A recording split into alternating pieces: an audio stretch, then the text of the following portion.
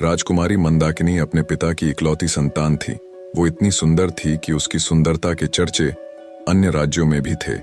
उसमें सौंदर्य के साथ साथ सदाचार, प्रतिभा आदि और भी सद्गुण थे, परंतु सब सद्गुणों तथा पिता के स्नेह ने उसे अभिमानी बना दिया। उसका अहंकार इतना बढ़ गया था कि वो किसी दूसरे को अपने सामने कुछ समझती ही नहीं थी। अनेक राजकुमारों ने उससे विवाह करना चाहा, किंतु किसी को वह अपने योग्य माने तब तो। राजकुमारी की अवस्था दिनों दिन बढ़ती जा रही थी। महाराज को लोक निंदा का भय था। लोग कानाफूसी करने भी लगे थे, किंतु राजकुमारी अपने अहंकार में चूर थी। वह किसी भी राजकुमार को देखने तक को भी प्रस्तुत नहीं होती थी। अंत में महाराज ने पड़ोस के युवक राजा रंगमोहन के साथ एक योजना बनाई और घोषणा कर दी कि राजकुमारी के आगामी जन्मदिन पर प्रातः काल जो पुरुष नगर द्वार में पहले प्रवेश करेगा, उसके साथ राजकुमारी का विवाह कर दिया जाएगा, फिर वह कोई भी हो। राजकुमारी का जन्मदिन का दिन आ गया। प्रातः काल नगर द्वार में सबसे पहले आने वाले पुरुष को राजसेवक पकड़ लाए। वह था फटे चिथड़े लपेटे एक भिक्षुक, परंतु वह जवान था, सुंदर था और पूरा अलमस्त था। उसके मुख पर एक अलग ही तेज नजर आ रहा था। महाराज ने राजपुरोहित को बुलवाया और बिना किसी धूमधाम के भिक्षुक के साथ राजकन्या का विवाह कर दिया। राजकुमारी चिल्लाई और रोते रोते उसने अपने सुंदर नेत्र लाल बना लिए, किंतु आज उसके पिता निष्ठुर बन गए थे। उन्होंने पुत्री के रोने चिल्लाने पर ध्यान ही नहीं दिया। भिक्षुक को केवल 5 स्वर्ण मुद्रा देकर उन्होंने कहा, तू अपनी पत्नी को लेकर मेरे राज्य से शीघ्र निकल जा, और याद रखना, यदि फिर तू या तेरी पत्नी मेरे राज्य में आए तो प्राण दंड दिया जाएगा। चलो मंदाकिनी। भिक्षुक ने राजकन्या को पकड़ा और चल पड़ा। रोती बिलखती राजकुमारी उसके साथ जाने को विवश थी, परंतु भिखारी ज्यों का त्यों प्रसन्न था। वह पत्नी के रोने पर ध्यान दिए बिना गीत गाता चल रहा था। राजकन्या को पैदल ही पिता के राज्य से बाहर जाना पड़ा। भिखारी उससे मधुर भाषा में बोलता, उसे प्रसन्न करने का प्रयत्न करता। पर्याप्त दूर जाने पर जंगल में नदी किनारे एक फूस की झोपड़ी में दोनों पहुंचे। भिखारी ने कहा, अब यही तुम्हारा घर है। तुम्हें स्वयं अब जंगल के पत्ते और लकड़ियां लानी पड़ेगी। कंदमूल जो कुछ मिलेगा उसे उबाल कर खाना पड़ेगा। पास के गांव में लकड़ियां बेचने जाना होगा। मैं भी जितना बन सकेगा तुम्हारी सहायता करूंगा। राजकन्या के लिए यह जीवन बहुत दुखद था, किंतु विवशता सब करा लेती है।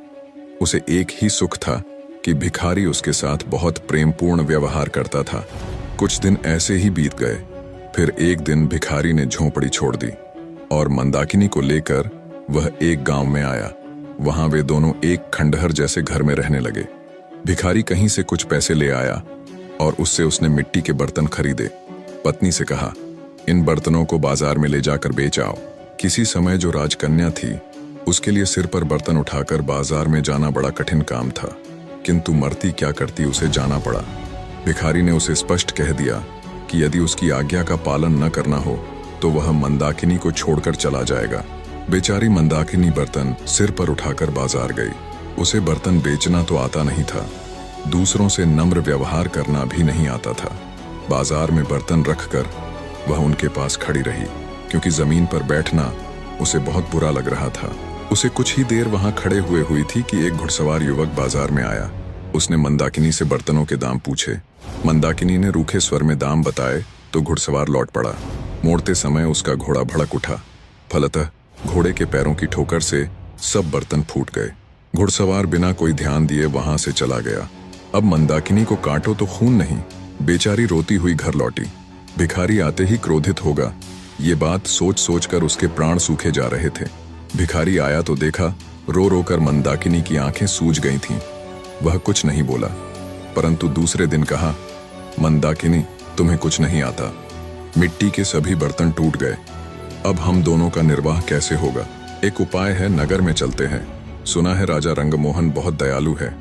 उसकी पाकशाला में तुम्हें कोई नौकरी दिलवाने का प्रयत्न करूंगा। तुम्हें काम मिल जाए तो तुम्हारी ओर से निश्चिंत होकर मैं भी कहीं अच्छे पैसे वाला ढंग का काम ढूंढ लूंगा। कुछ धन एकत्र हो जाने पर कोई व्यापार कर लूंगा और तब तुम्हें भी अपने पास बुला लूंगा। राजा रंगमोहन का नाम सुनकर मंदाकिनी ने लंबी सांस ली। एक समय इस नरेश ने उससे विवाह करने का प्रस्ताव किया था। आज वह राजरानी होती, किंतु हाय रे ये घमंड, आज उसी राजभवन में वह दासी बनने जा रही है। जाने के अतिरिक्त कोई दूसरा रास्ता नहीं था। मंदाकिनी नगर में गई और राजा की पाकशाला में उसे नौकरी मिल गई। भिखारी उससे विदा होकर कहीं चला गया। मंदाकिनी का गर्व नष्ट हो गया था, उसका स्वभाव बदल गया था। अब वह अत्यंत विनम्र, परिश्रमी और सावधान सेविका बन गई थी। रसोई घर की अध्यक्षा रंभा कुमारी उसके कार्य से अत्यंत संतुष्ट थी।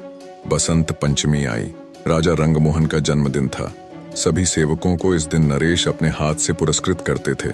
दूसरी सेविकाओं के साथ मंदाकिनी को भी राजसभा में जाना पड़ा। जब सब सेवक पुरस्कृत हो चुके और सब सेविकाएं भी पुरस्कार पा चुकी, तब उसे पुकारा गया। वह हाथ जोड़े, मस्तक झुकाए राज सिंहासन के सामने खड़ी हो गई। नरेश ने कहा, मंदाकिनी, मैं तुमसे प्रसन्न हूं। तुम्हें तो मैं अपनी रानी बनाना चाहता हूं। मंदाकिनी चौंक पड़ी। महाराज, आपको ऐसी अधर्मपूर्ण बात नहीं करनी चाहिए। मैं परस्त्री हूं। क्या हुआ जो मेरा पति भिक्षुक है? मेरा तो वही सर्वस्व है। उसे छोड़कर मैं दूसरे किसी की सोच भी नहीं सकती।